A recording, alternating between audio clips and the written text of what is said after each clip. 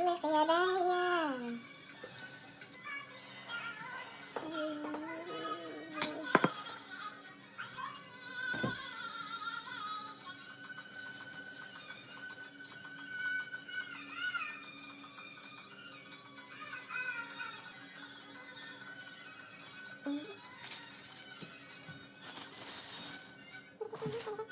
شفتها؟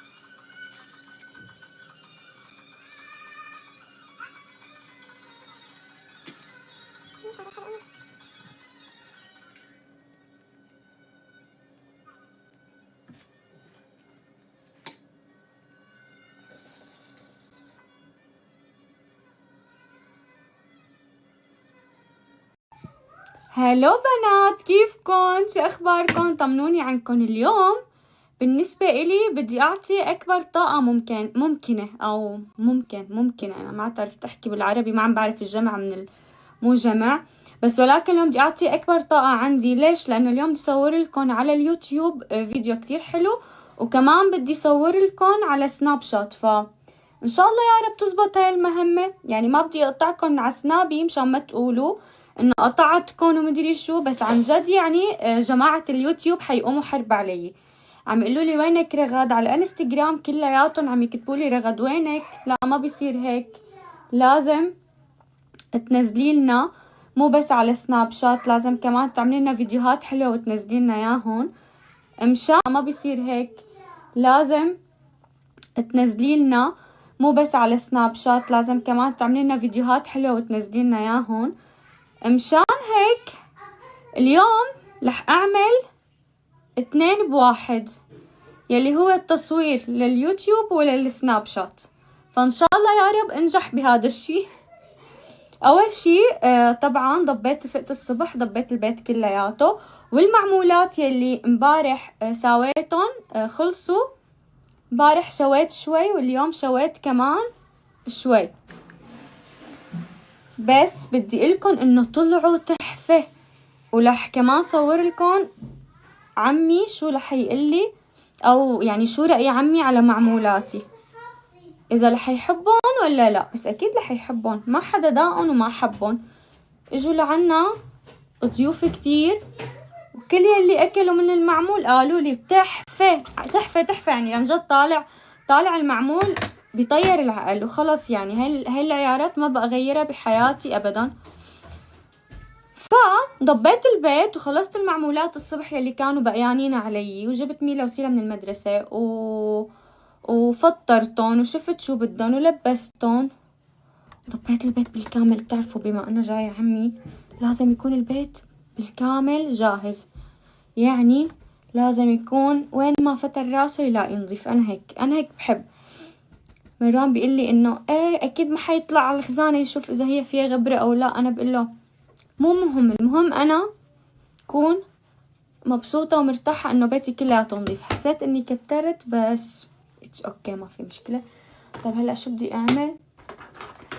ايه فقلت لحالي قومي يا بنت تمكيجي على السريع وانزلي حتى تبلشي تظبطي السفرة. بدي اعمل سلطة وبورك وبدي اعمل مندي اليوم، لانه مبارح مروان حاكى ابوه وخيره باكتر من اكلة، ما خلينا اكلة ما خيرناه فيها، بس قال هو جعباله مندي.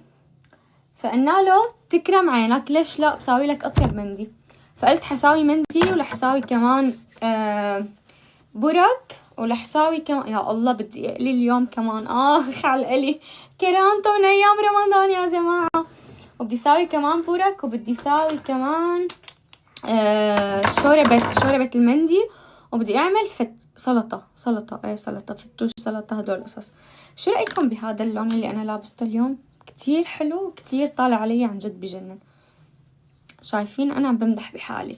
المهم في كتير اسئله سائليني اياها رح ارد عليكم كلياتكم. بتشكركم، ما بتعرفوا قديش عن جد بكلامكم او اي موضوع بكون انا كتير متضايقه عليه وعم فكر فيه كتير، لما بحكي لكم اياه قديش انتم بتعطوني جرعه هيك تفاؤل كبيره.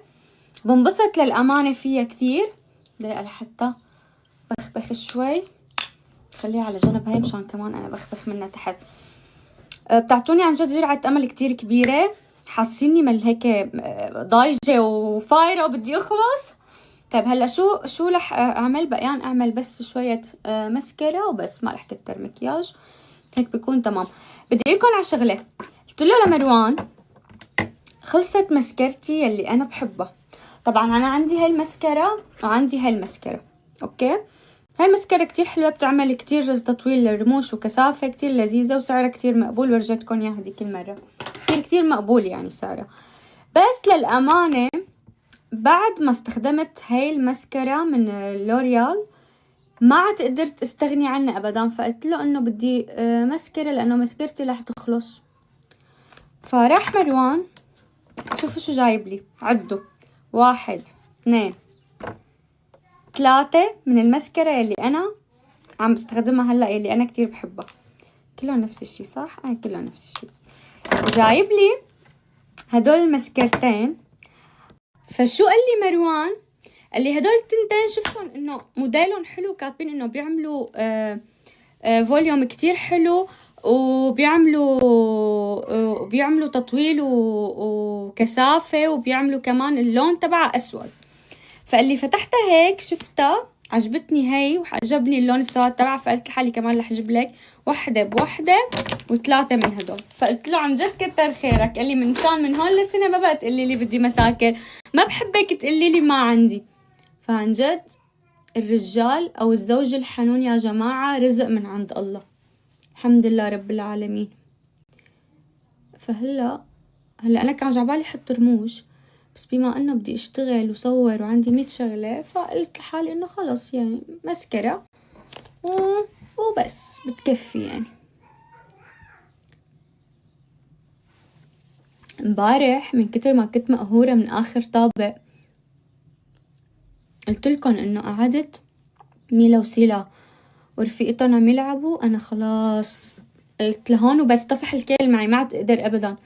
فبلشت ضبضبت بنات كيس كامل كلياته على الزبالة، كيس كامل كلياته على الزبالة.